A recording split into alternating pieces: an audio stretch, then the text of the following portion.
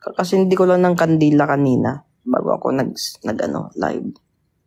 Kasi yung mga multo dito, every end of the month, I sindi a kandila for the ghost here in my new house. But they are a good ghost. They protect me and they are a good ghost. Ano sila? 3 sila. Pero pag nagsinda akong kandila, 5. Sinabay ko si Lola at saka si Papa. Yung ghost dito, isang matandang babae. Doon sa may upuan sa baba ng hagdan.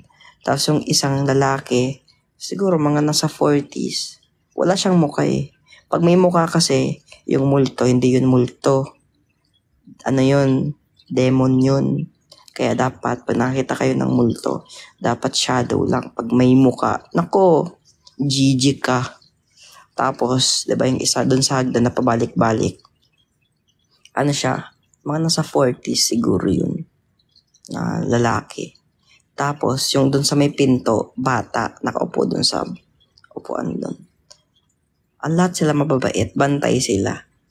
Pag may mga pumupunta ditong sa bahay, sabi daw, kung may pumunta daw dito sa bahay, pwede daw na, pag hindi daw maganda yung intention, pwede magkasakit, ganyan-ganyan. Kaya, very good sila. Mababait sila. Pinagsindi ko sila.